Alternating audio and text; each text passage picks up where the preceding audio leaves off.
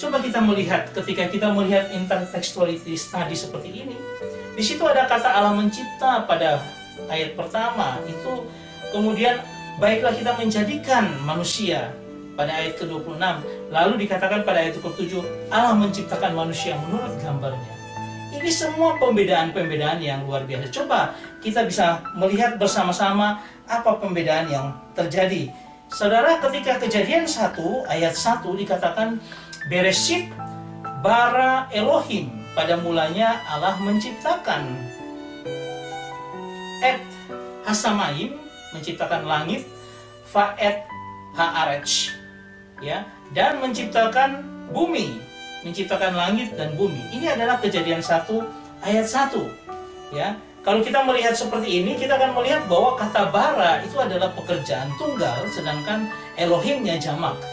Sehingga ada satu pekerjaan Tuhan yang dilakukan oleh Allah yang jamak. Nanti kita akan melihat lagi.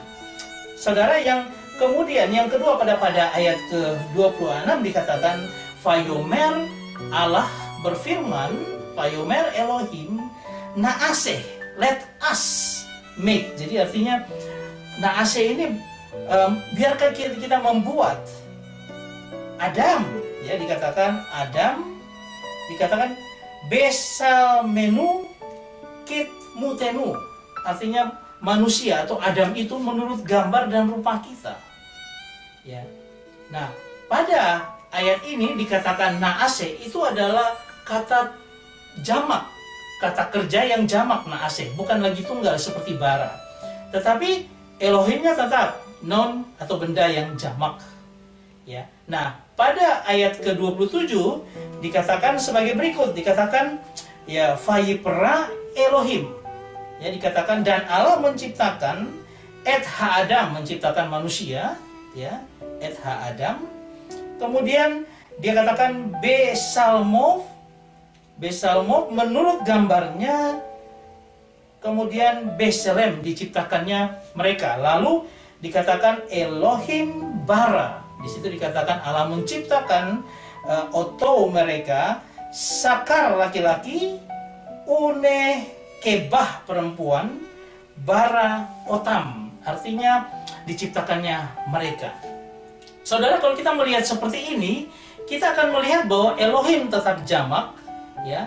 Kita bisa melihat di sini bahwa Elohimnya tetap jamak, tetapi yang dikatakan sebagai Vayipra artinya dari kata bara yang sama, kata tunggal bara, kata sores bara itu adalah tetap tunggal. Jadi Allah menciptakan itu tunggal, ya.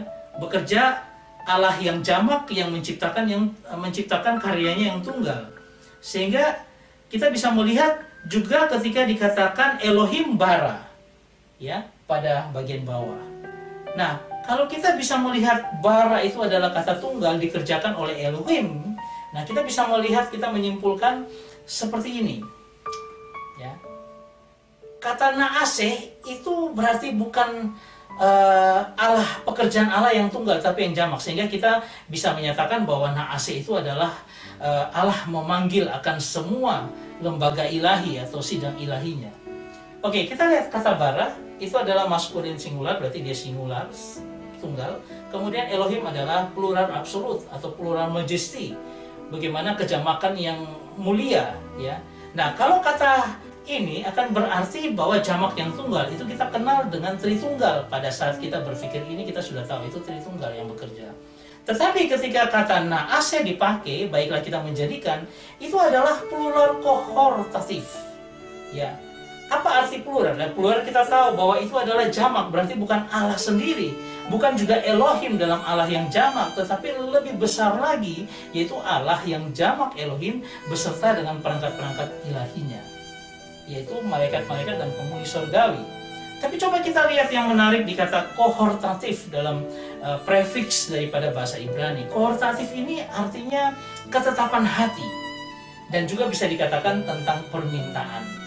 Jadi bagaimana Allah menetapkan hatinya ketika dia katakan baiklah kita menjadikan manusia. Itu bicara tentang determinasi hati. Dia punya hati, dia menginginkan seperti apa.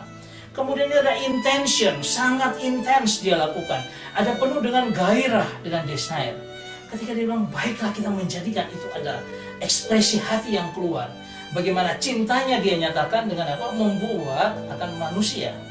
Itu juga merupakan satu permintaan yang langsung kepada seluruh perangkat ilahinya atau kelembagaan keilahiannya.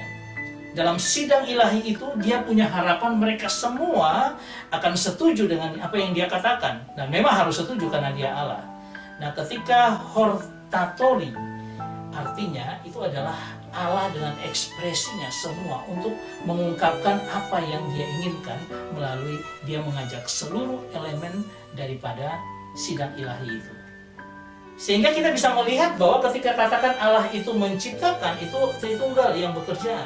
Tapi ketika kita bicara baiklah kita menjadikan, itu dalam sidang ilahi. Dia mengajak seluruh perangkat kelembagaan ilahi untuk bersama dengan dia. Untuk apa? Bersama-sama mengiyakan maksud Allah dalam kehidupan ini, bahwa dia menciptakan manusia yang dia sangat kasihi, ya. Tapi ketika ayat 27 tetap bara Elohim, Allah menciptakan Tritunggal. Allah diciptakannya dia laki-laki itu juga di Tritunggal yang bekerja, dan diciptakannya mereka itu bara, artinya Tritunggal yang bekerja untuk menciptakan. Saudara yang terkasih, kalau kita melihat pada akhir daripada hari yang pada hari itu, hari ke-6, dia katakan apa? Allah melihat segala yang dijadikannya itu sungguh amat baik. Jadilah petang dan jadilah pagi, itulah hari ke-6. Karena dia katakan Tov Meot. Artinya semua itu begitu perfect, begitu luar biasa, sungguh amat baik. Apa yang dia kerjakan dari seluruh alam semesta, demikian juga dengan manusia yang diciptakan itu perfect, sangat-sangat luar biasa. Saya mau mengajak kita untuk mengenal bahwa Allah yang mencipta itu luar biasa, menciptakan kita dengan begitu perfectnya, karena dia mencintai kita. Nanti kita akan melihat bagian kedua, bagaimana cinta Tuhan itu begitu luar biasa bagi kita, sehingga kita tidak meremehkan akan cinta Tuhan dalam kehidupan kita. Tuhan memberkati kita semua. Amin.